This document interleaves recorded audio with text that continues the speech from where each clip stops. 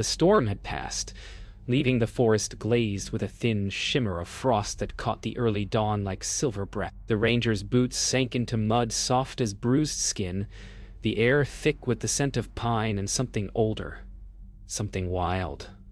The forest was quiet, too quiet, as if every living thing had fled before the night's fury. Then came the print, pressed deep into the wet earth, wide as a doorway, toes gouged like chisel marks. Another followed it, then another, veering toward the ridge line where mist coiled in the trees like smoke. The ranger crouched, tracing the edges with gloved fingers, the cold seeping through to bone. A chill like weather touched him, a presence, unseen, yet watching. Behind, the wind shifted. The birds did not return their song. He stood, staring into the fog's hollow mouth where the forest waited, silent and awake. By midday, the ridge was silent except for the wind threading through the pines, whispering in tones that almost formed words. The ranger followed the trail upward, his boots crunching over frost-stiff grass, each step an echo swallowed by distance. The prints had deepened here, pressed into the earth as if by something impossibly heavy. A strange scent rode the air, wet stone and iron. Birds gathered above but did not call. Their wings beat soundlessly through the pale sun. When he reached the crest, the forest fell away into a valley of mist, moving like a living thing. He thought he heard it, breathing, faint and low, beneath the sighing of the wind. The ridge felt wrong underfoot, as though hollow beneath the soil. He knelt again, brushing frost from the next print, and his fingers came away damp and dark. The smell, sharp, metallic, undeniable. Not mud this time. Blood. The radio crackled to life as he descended, a burst of static breaking the long hush. He pressed the receiver close, catching half a syllable before the voice dissolved into noise. The signal was wrong. Jagged, distorted, as if filtered through interference from underground. He turned the dial, listening between bursts of wind, the sound shifting like whispers through gravel. Then, for a moment, clarity. His own name, spoken low, followed by a rustling that wasn't static at all. The forest tilted around him. The air felt heavy, and the shadows beneath the pines deepened into pools of movement. He looked back toward the ridge, and for an instant, thought he saw a figure standing where he'd been. Massive, motionless, black against the dying light. Then the radio died, the silence absolute, pressing against his chest like weight. By dusk, the storm returned in slow waves of sleet. He made it back to his ranger cabin. A wooden outpost crouched beneath a slope of snow-heavy pines. The lights flickered as he entered, his breath fogging in the cold air. He shrugged off his coat, the silence pressing close again. The generator hummed in the distance, steady, but beneath it he swore he heard the same low breathing as before, now nearer. He walked to the window, wiping a clear patch in the frost, and froze. Across the clearing, just beyond the reach of the porch light, lay another footprint, then another. They led toward the door. The snow fell heavier, blurring them in real time, as if something enormous had just vanished into the forest again. Night settled like a weight on the roof, the forest outside alive with distant creaks and sighs. He sat at the table, the uneaten meal growing cold beside his flashlight. The radio hissed softly on the counter, dead but still whispering faint static that rose and fell like breathing. Then came the knock, deep, deliberate, against the cabin door. Once, silence. Then again, slow, measured, impossibly heavy. He stood without meaning to, every instinct urging him to stay still, to make no sound at all. The third knock rattled the hinges. The light bulb flickered overhead, dimming to a red pulse before cutting out completely. In the darkness he heard it, something vast, shifting its weight just beyond the door. The faint scrape of claws against wood. The night had no edges anymore, only layers of black and the sound of his own pulse echoing in his ears. He waited, holding the flashlight beam against the door, the silence afterward stretching thin as glass. Then from beyond the walls came a groan of timber. Slow, deliberate, as though something massive was circling the cabin. He crept to the window, parting the curtain with 2 fingers. The porch was empty now, though the snow churned with strange patterns, as if something had dragged its weight in long arcs. He couldn't tell where the prints began or ended. When he turned back, the radio whispered again. His name, clear this time, but spoken in his own voice. He dropped the receiver. The echo hung in the air, blending with the wind's moan, until it was impossible to tell which one was alive. By dawn, the storm had thinned into a white hush. The ranger stepped outside, rifle slung across his shoulder, boots crunching through a crust of new snow. The world was washed clean, except for the tracks. They began at the edge of the porch and stretched into the forest, impossibly wide and deep, each print rimmed with faint steam that rose in the frigid air. He followed, heart thrumming, until the trees closed around him. There, between trunks, he saw where the snow had melted in a long, serpentine trail. The prints stopped abruptly beside a tree whose bark was freshly gouged, 5 slashes deep, curved inward like a hand. He reached to touch the marks, and the trunk vibrated faintly under his palm as if the forest itself had a pulse. The trail led him to the lake, a wide, glassy expanse frozen in strange patterns, veins of darkness running beneath the ice. He knelt near the edge, brushing away snow, revealing cracks that radiated outward from a single, massive indentation. Something had fallen through once and climbed out again. Beneath the surface, shadows drifted like silt, slow and deliberate. He leaned closer, breath fogging against the ice, and for a heartbeat saw his own reflection shift.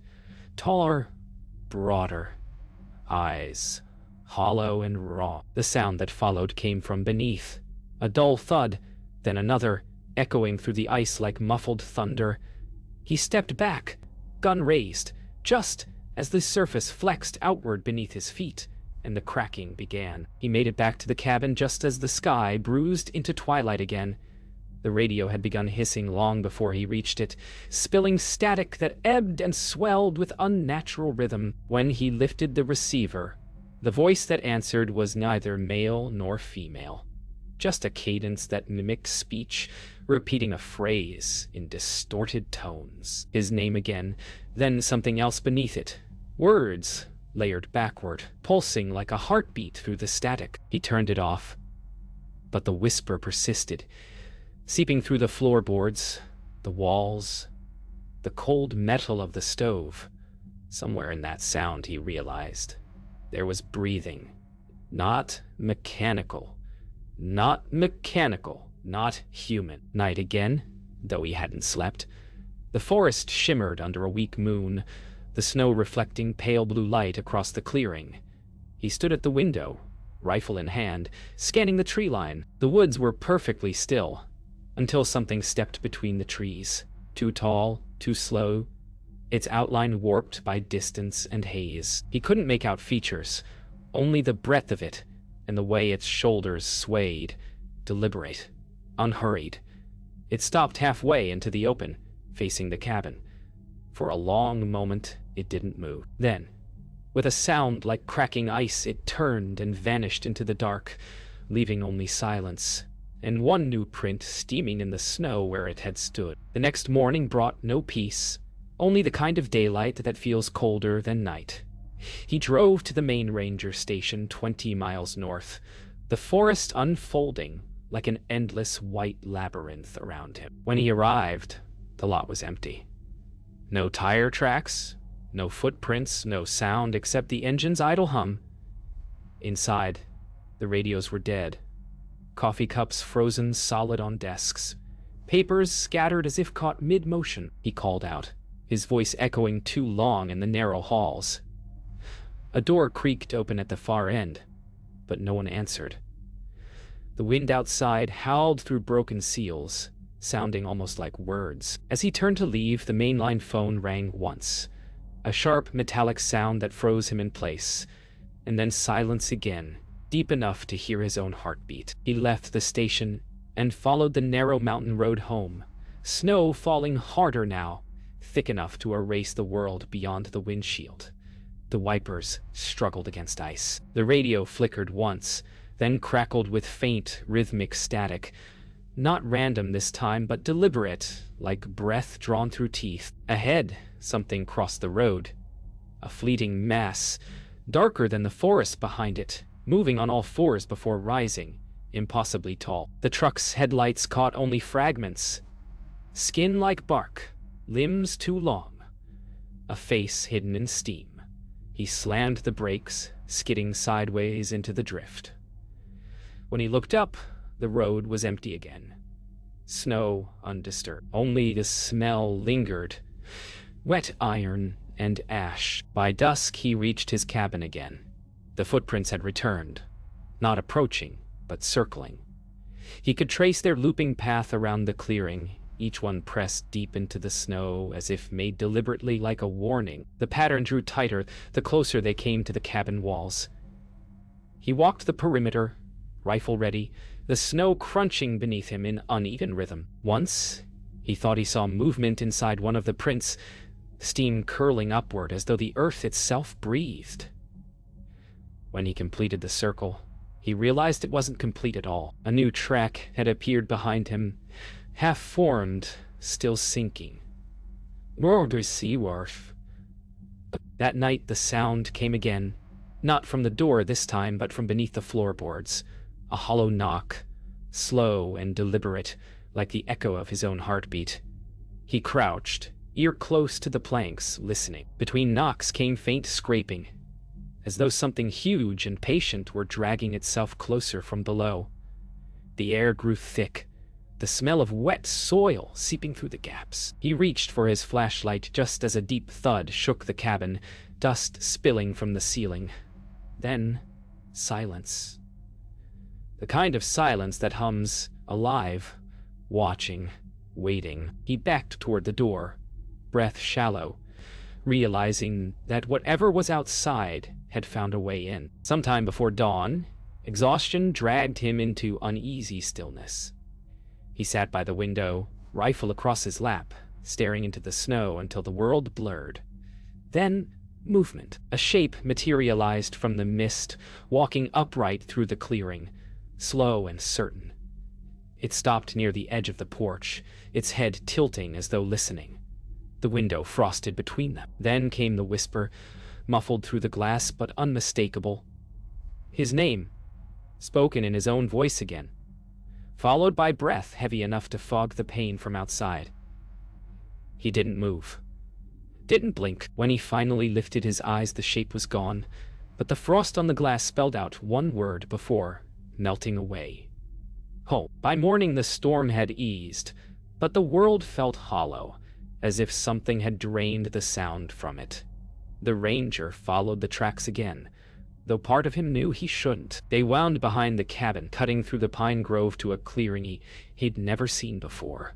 The snow here was disturbed, churned in wide spirals like something massive had been pacing in circles. At the center lay a depression, rimmed by stones slick with frozen moss.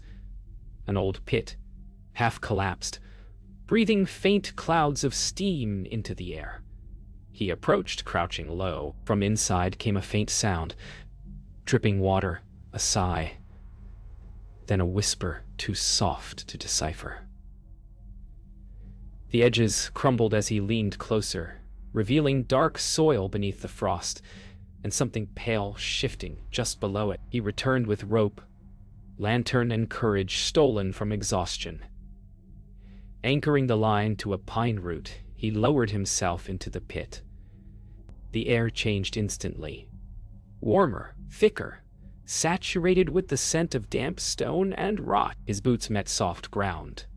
Not ice, but soil freshly turned.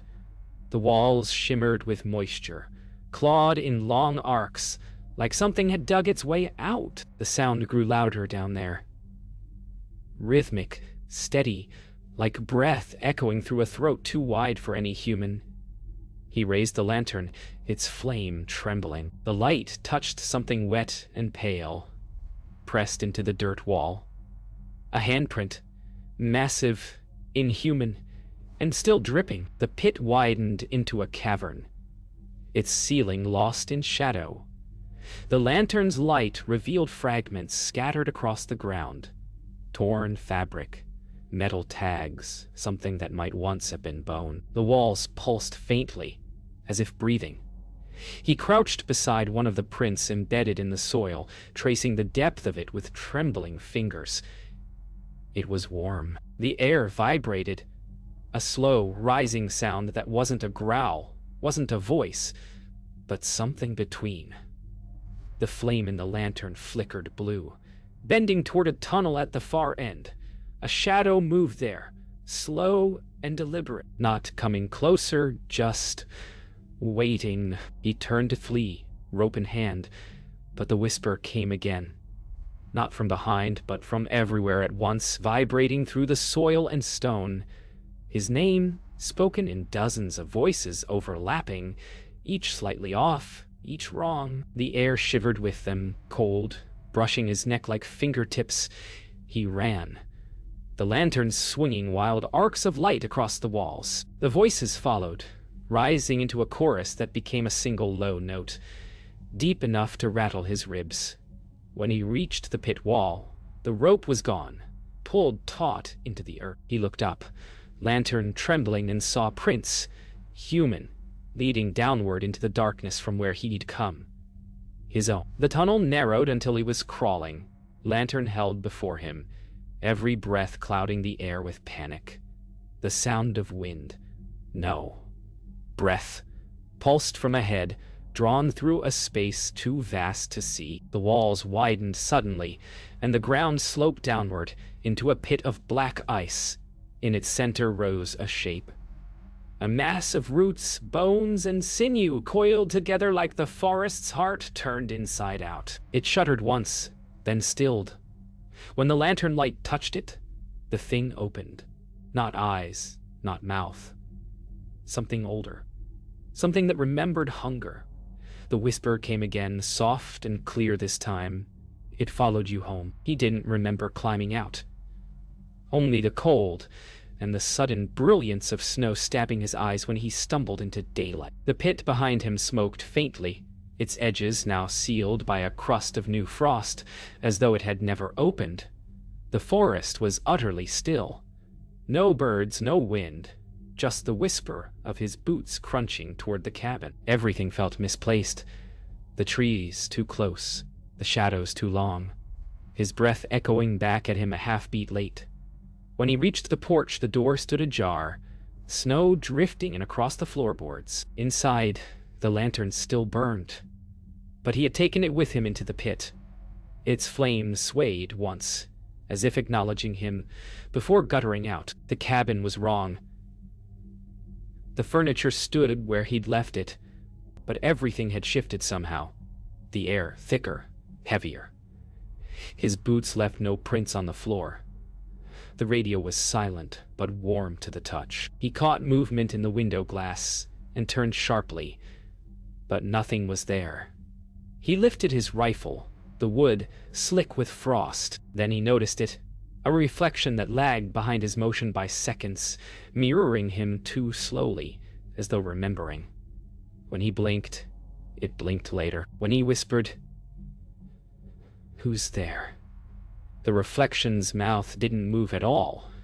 It smiled. Night came early, swallowing what little warmth the day had offered. He set a lantern on the table and sat across from it, staring into the mirror above the stove. It wasn't his mirror, but it had been there all along. An old, warped rectangle of glass that now seemed to breathe with him. The reflection whispered, faint but clear, its lips moving before his own. "It's still inside," it said. His heartbeat drowned the wind. "You never left the pit." The glass rippled, the room folding inward around the sound. He reached out, fingertips trembling, and the reflection reached back. but its hand touched his, cold and solid on this side of the glass. The reflection went still, but the air didn't. A breath stirred the back of his neck. Slow, moist, too close. He turned, rifle raised, but nothing moved in the darkness behind him. Only the sound of breathing, deep and deliberate, filling the room like a second presence. He backed toward the door, every shadow stretching wider as the lantern flickered and dimmed. The radio crackled once, a single note of static before whispering, "Don't turn around." The breath stopped. The silence that followed was thick enough to feel. He exhaled once, trembling, and the echo came back louder, as though the forest itself was standing in the room. He ran outside, the snow blinding under the moon. His breath came in clouds, the forest stretching silent on all sides. Then he saw it. In the cabin window behind him, his own reflection staring out. It stood perfectly still, even as he moved. When he took a step forward, it did not follow. Instead, it turned its head slowly toward the dark tree line and smiled again. The sound came from there. A deep, rhythmic rumble, like the slow cracking of ice. He turned, and the forest opened, shadows spilling outward like liquid. The reflection inside raised its hand, touching the glass from within, and whispered one word across the distance. "Stay." By dawn, the ranger's cabin was gone, buried beneath a drift of snow that shimmered faintly in the weak light. He walked the ridge with numb hands, the world around him eerily soundless, as if blanketed not by weather, but by memory. His radio hung dead at his hip, until a faint pulse of static trembled through the silence. He lifted it to his ear, not for help, but because the voice calling sounded like his own. "You shouldn't have left," it said.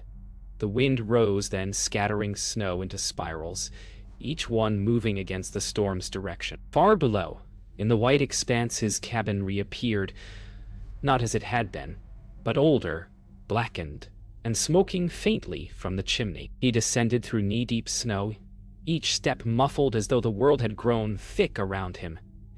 The air grew warmer near the cabin, not with fire, but with decay. The wood was warped and black, the door barely clinging to its hinges. Inside, everything was as before, yet older, dusted in frost and ash. A half-eaten meal sat frozen on the table. A coat hung near the door, his own identical in every tear and stain. On the floor, a trail of prints led from the stove toward the back wall, ending where the boards bowed inward, as if something massive had pressed against them from below.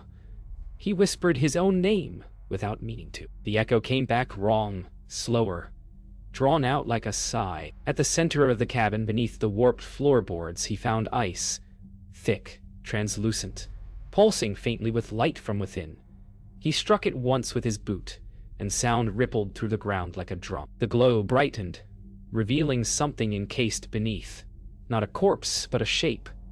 The curve of a shoulder, the impression of a face, features that mirrored his own. He knelt, pressing a palm to the surface. The ice was warm. The reflection's eyes opened from within, staring up through the frost, lips parting as the glow beneath began to spread, beating like a heart. The cabin walls groaned, and for a moment he couldn't tell which side of the ice he stood on anymore. The floor split open, with a sound like cracking glass. He fell to his knees as heat poured upward, the ice beneath him pulsing in rhythm with his heart. Then came the voice, not from above, nor below, but from within his skull. "We watched you call," it said. We followed the sound. The light flared, filling the cabin, washing the world in amber. Shadows bent toward him, long and finger-like reaching. He tried to crawl away, but the boards shifted with each motion, pulling him down as if the house itself were breathing. The last thing he saw before the light swallowed him was his own reflection smiling in the ice. The smile that wasn't his. When the storm cleared, only the forest remained. The cabin was gone. No debris, no smoke, just untouched snow where it had stood. Later, patrols found his truck abandoned near the ridge, keys still in the ignition, radio murmuring static in a human rhythm. They said the snow there never melts, not even in summer, and that sometimes, after dark, it hums softly, the sound of someone breathing beneath. And when the moon hangs low, pale as bone, footprints appear around the clearing, wide as doorways, circling nothing, always circling, always wait. Weeks later, the snow still fell, slow, endless, gentle as ash. They sent a search team, but only one man made it back. He said he'd seen a light deep in the forest, moving like a lantern through the trees, and followed it to a cabin that shouldn't exist. Inside, the air was warm, the table set for one, a radio humming with faint static. The ranger's logbook lay open, its last line written in a shaky hand. "It's here now."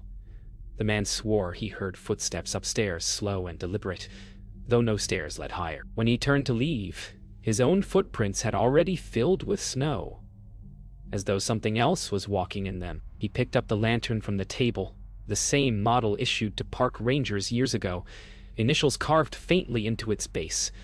The glass was cracked but warm. As he lifted it, the flame grew brighter, pulsing with each breath he took. The walls creaked like old lungs expanding, and the air smelled faintly of pine, smoke, and blood. He set the lantern down, backing away, but the flame followed his motion, bending toward him like a sunflower to light. Then the voice spoke, faint, from inside the flame itself, the tone flat but familiar. "You made it back," it said. "So did I." The wind outside died completely. The man turned toward the cabin door, now swollen, the grain of the wood shifting as though alive. He reached for the handle, and it pulsed beneath his glove. A hollow knock came from the other side. Once, twice. Then, silence. He stepped back, the floor groaning beneath him. A second knock came, but softer, from behind, from the wall where no door should be. The lantern flickered, throwing shadows that didn't match his movement. He tried the real door again, but it was warm and breathing. He backed away until the wall met his shoulders. Then a creak. The kind a house makes when it exhales. And a figure stepped from the shadows beside the stove. Same uniform, same posture, same face, the ranger. But the eyes were hollow, like holes burned through glass. The figure smiled, slow and wrong, and spoke in his voice. "You shouldn't have come here." The lantern flared, throwing twin silhouettes against the wall. One solid, one trembling. The real man raised his hand to block the light. And in that brief flicker, the ranger was gone, leaving behind only the echo of breathing that filled the room from everywhere at once. The search officer ran into the storm, snow blinding, the forest rising like black ribs around him. He didn't look back, not even when he heard the door open behind him, nor when the lantern's light spread across the trees, following him faster than any flame should move. The wind screamed his name in two voices at once. He reached the ridge, breath tearing his chest, and turned only when the light stopped. There was no cabin, no footprints, only his own reflection staring back from a sheen of ice forming over the snow, smiling faintly, whispering words he couldn't hear. Then the surface cracked beneath his boots, and the forest exhaled.